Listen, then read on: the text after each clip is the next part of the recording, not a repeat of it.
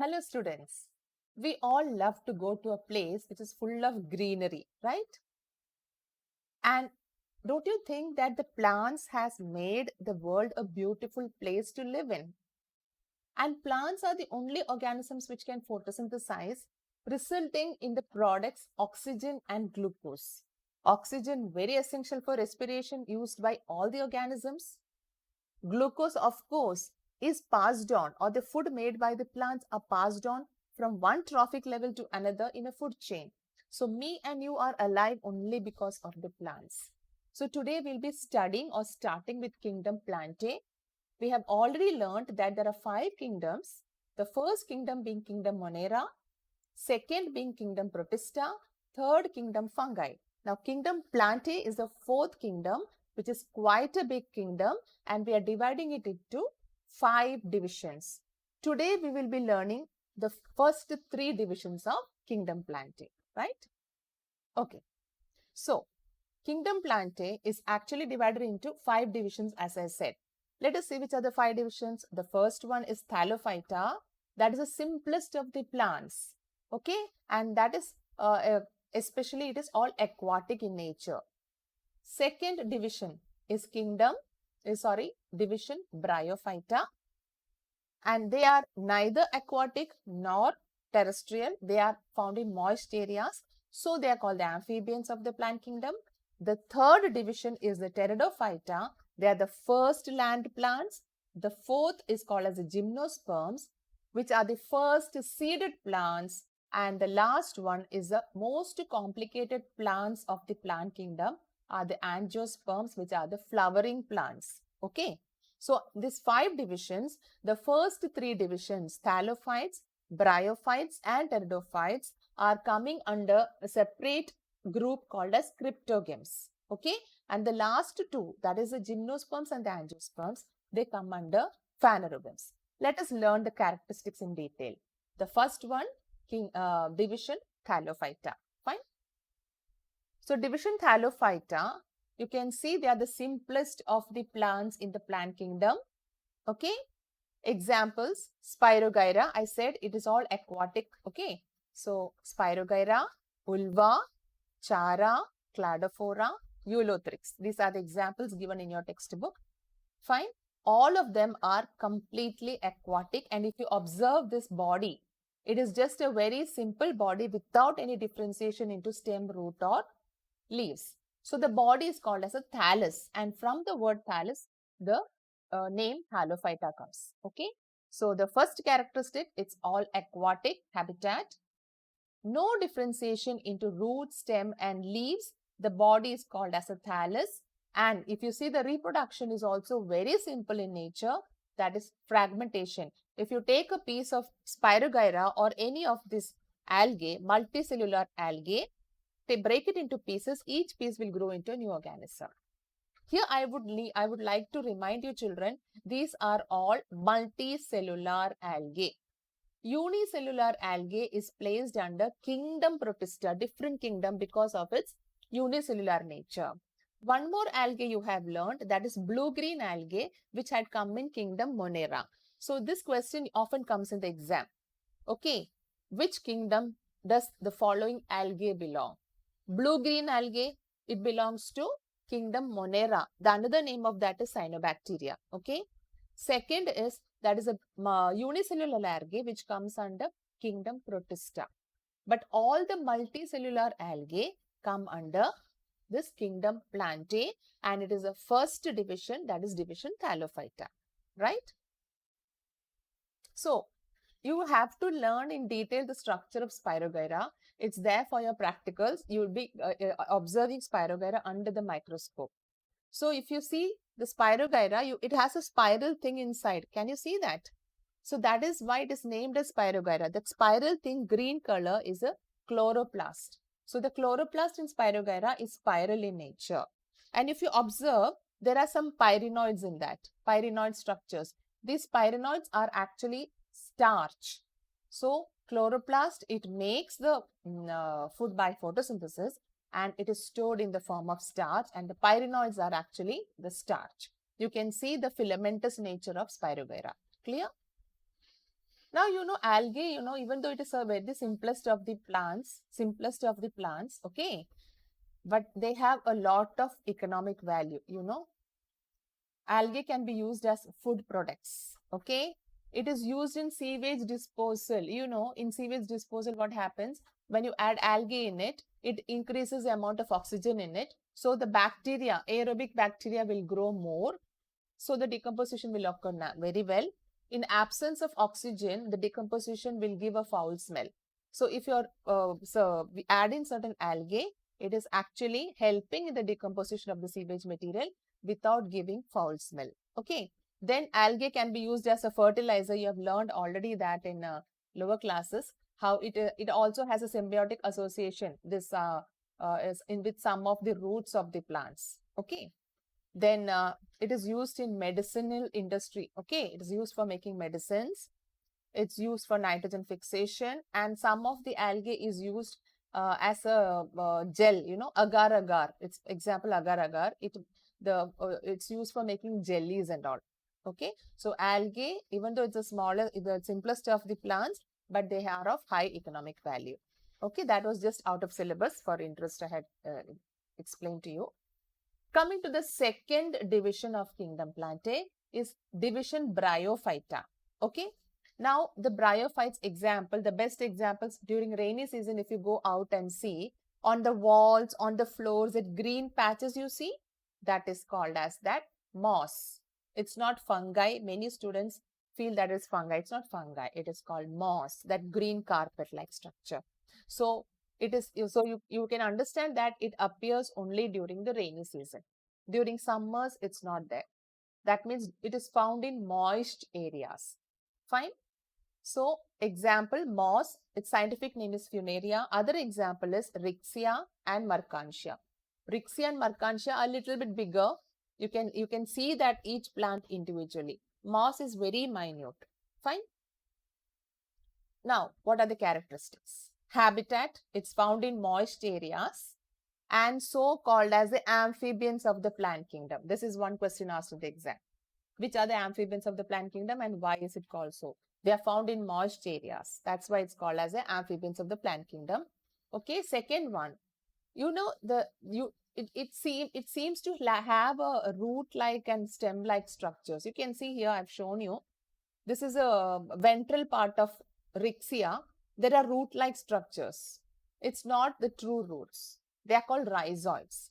So they don't have true root, stem or leaves, but they have root-like, stem-like, leaf-like structures. Okay? And then they don't have any vascular bundle. When they don't have a true stem, how will they have vascular bundles? So xylem and phloem is absent. So remember these three characteristics found in moist areas.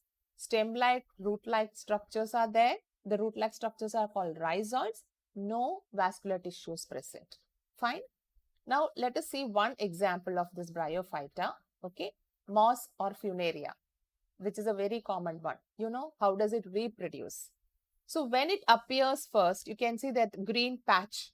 That is actually the parent body and it is called as a gametophyte. Fine. So, later on the gametophyte, a sporophyte will appear. That is a male, that is a reproductive part will appear on that. Okay. So, if you just see this, what is here, if you can see the life cycle of moss. Can you see here on the slide? So, in the sporophyte, there is actually a stalk-like structure with a capsule. Fine. So, now this capsule, inside this capsule, you have spores. Fine. Just a minute. Okay. So, coming back here. Now, the spores you see, once it falls in a moist surface, it gives rise to a gametophyte. That is, it can be a male gametophyte and a female gametophyte. Now, the male gametophyte produces sperm and the female gametophyte, of course, produces egg. And here, sexual reproduction is going to occur. The sperms go and fertilize the egg which is present in the female gametophyte. The female gametophyte is called archegonia and the male gametophyte is called antheridia. So, once fertilization is done, so inside this archegonia, the zygote develops into embryo and the embryo will grow into a sporophyte.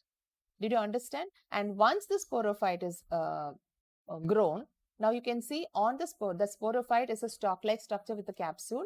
Again, inside the capsule, there will be a lot of spores, and these spores will fall on a moist surface. You know, these spores will be there in the air, okay, and it will wait for the next rainy season to come. And as it gets a moist condition, this spores will germinate and it will produce male and female gametophyte. From the male gametophyte, the sperms will be there. Female gametophyte, you have the egg. Fertilization. After fertilization, the sporophyte comes. Sporophyte will again, so that life cycle will continue. Fine. Then example is Rixia. Rixia also they have gametophyte and sporophyte. Rixia and Mercantia, they both have the same. Life cycle is the same. But here in the sporophyte is very, the gametophyte is very flat, you can see. And they have this Antheridia and Archegonia in the form of small cup-like structures called as gemma cups. Can you see in this Mercantia, you see the gemma cups, okay? So one will be the male gametophyte and one is the female gametophyte. So you can see this picture here. So once the spores are released, it is giving rise to a it gives rise to a gametophyte. And inside you can see the Archegonium is a female gametophyte, Antheridia is a male gametophyte. The sperms from Antheridia is going and fertilizing the egg in the Archegonium. After fertilization, the zygote develops into embryo and from here the new sporophyte comes. And the sporophyte, it will bear spores in it and the spores will again germinate when it gets a moist condition and the life cycle continues. Okay. Okay. Now, third division of kingdom Plantae is division Pteridophytes. These plants are very common. You might have seen this is a fern. It's even used as an ornamental plant, isn't it? And this is called as equisetum. It's called horsetail. You know why? Because it looks like a horsetail. Okay. Then you have Marsilia. Fine. So if you see, these are the first terrestrial plants. If you remember, Thallophytes were completely aquatic. Then Bryophytes were amphibians, that is found in moist areas. And then now you have the terrestrial plants. See, this is a evolutionary process. How the plant's simplicity has increased, the complexity goes on increasing, and how it has come to the land, adapting to the land. So land, first it was aquatic, then moist, now it is a terrestrial. These are the first land plants. And look at the complexity of the body structure also. Okay, it has a true stem, root and leaf. You can see the true stem, root and leaf. And since it has a true stem, of course, it will have vascular bundles also. That is xylem and phloem for the conduction of food and water. That's all in Pteridophyta. Okay. And reproduction here is also by spores. Let us see how it is happening. If you see a fern plant, if you see the undersurface of the fern leaf, you can see here, you can see the undersurface of the leaf here, children. Undersurface of the leaf is the spores. You don't have a stalk-like structure capsule. Directly the sporangium or the capsule is stuck under the surface of the leaf. And when the spores mature, they will be dispersed in the wind. And once this spores falls on a favorable condition medium, as usual, the antheridium or the male gametophyte and archegonium, the female gametophyte develops. You can see here in this flow chart. After fertilization, the sporophyte is developing from the archegonium, and the sporophyte, you can see it is this leaf which you see. So the beautiful leaves which you see of the fern, it is the sporophyte because it is bearing the spores. And again the spores fall on some favorable medium. It gives rise to a gametophyte. In the gametophyte, archegonia and antheridium, fertilization, and the cycle continues, right? So these three kingdoms, okay, not kingdoms, these three divisions of kingdom Plantae are called the cryptogams. That is Thallophyta, Bryophyta and Pteridophyta. They are called as the cryptogams because their reproductive organs are not visible. Cryptogams means hidden reproductive organs. Is it clear? And they are seedless plants. So we had learned that the kingdom Plantae has 5 divisions. The first 3 divisions do not bear any flowers. The next 2, which we'll be learning in the next video, they are actually the seeded plants. Okay, here cryptograms are Thallophytes, Bryophytes and Pteridophytes. They do not produce any flowers and fruits, and they have hidden reproductive organs. Okay, so if you just compare the differences between the Thallophyta, Bryophyta and Pteridophyta, it's very easy for you to understand. Thallophytes are the simplest of the plants, undifferentiated body. Bryophytes have stem-like, root-like structures, and Pteridophytes have the true root, stem and leaf. Second difference, vascular tissue is absent in Thallophytes. Vascular tissue is absent in Bryophytes. It appeared for the first time in the Pteridophytes. Reproduction in all the three is by spores. In Spirogyra, I told it's fragmentation, but they also have spore formation as a mode of reproduction. Habitat, we know Thallophytes aquatic, Bryophytes are found in moist areas, and Pteridophytes are the first terrestrial plants. Fine, that's all. I hope you have understood well. So we'll be going to the next divisions in the next